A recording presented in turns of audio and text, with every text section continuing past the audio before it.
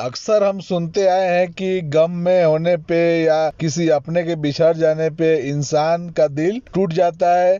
दिल का टूट जाना एक कहने का एक अंदाज होता है, लेकिन यह एक तरह की बीमारी होती है जिसको ब्रोकन हार्ट सिंड्रोम कहा जाता है। ये एक ऐसी बीमारी होती है जिसमें हार्ट का एक भाग कमजोर हो जाता है, इसकी मांसपेशियों में शिथिलता आ जाती है जिससे इसकी पंपिंग जो क्षमता होता है वो कम हो जाता है। इस बीमारी को स्ट्रेस कार्डियोमायोपैथी भी कहा जाता है। अक्सर ये बीमारी मानसिक जो प्रॉब्लम होता है, डिप्रेशन एंजाइटी वाले को, उनको ये प्रॉब्लम हो सकता है। तो आज हम इस बीमारी के बारे में आपको कुछ जानकारी देंगे, इसके लक्षण क्या दिखते हैं, इसके बचाव क्या हो सकता है और इसको कैसे पहचाना। तो चलिए शुरू करते हैं आज के टॉपिक शुरू करने से पहले आपसे रिक्वेस्ट है कि आप इस चैनल पर नए हैं तो चैनल को सब्सक्राइब जरूर करें। अगर इसकी स्थिति बनने की अगर बात की जाए तो अधिक डिप्रेशन की स्थिति में देखी जाती है, कुछ विशेष मामलों में भी देखी जाती है, जैसे कि कोई परिवार का आदमी हो जो अचानक उनके साथ में कुछ घटना घट गई, वो आदमी मर गया, कोई गंभीर बीमारी, किसी को ऑपरेशन के डर से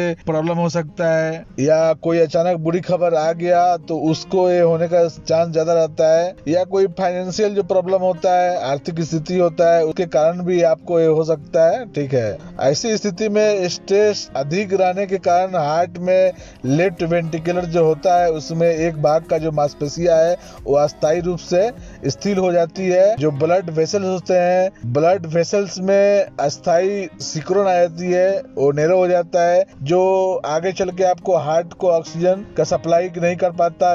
ऑक्सीजन की सप्लाई बाधित होगी तो आपको छाती में दर्द हो सकता है। अब बात रहा कि कैसे हम पहचाने इस बीमारी को, तो कुछ लक्षण जैसे छाती में दर्द, सांस फूलना, चक्कर आना, पसीने अधिक आना, ब्लड प्रेशर लो होना, जी घबराना, धड़कन का जो है कभी ज्यादा हो जाना, कभी कम हो जाना, अनियमित होना। अगर ऐसा दिक्कत हो रहा है तो आप डॉक्टर से दिखा सकते हैं। कुछ लोग होते हैं जिनको खतरा ज्यादा होता है, अक्सर जो ब्रोकन हार्ट सिंड्रोम महिलाओं में पुरुषों की जो मुकाबला है उसे ज्यादा देखने को मिलती है। ऐसे व्यक्ति जिनमें हेड इंजरी हो चुकी है या मिर्गी की बीमारी हो, उनमें ब्रोकन हार्ट सिंड्रोम का रिस्क ज्यादा होता है। मानसिक बीमारी जैसे एंजाइटी, डिप्रेशन से ग्रस्त लोगों में ब्रोकन हार्ट सिंड्रोम की आशंका बहुत ज्यादा होती है। अगर इसके डायग्नोसिस कैसे किया जाता है तो सबसे पहले ईसीजी से इसको देखा जा सकता है, और दूसरा है इकोकार्डियोग्राफी। ठीक है ना, इकोकार्डियोग्राफी से भी इसकी जांच की जा सकती है। ईसीजी सबसे पहली जांच है जिससे कि इस बीमारी के बारे में शुरुआती जानकारी मिल सकती है। उसके अलावा ब्लड टेस्ट जैसे कि कार्डिक जो मार्कर है यूज किया जाता है। कार्डियोग्राफी में भी आपके हार्ट के एक भाग के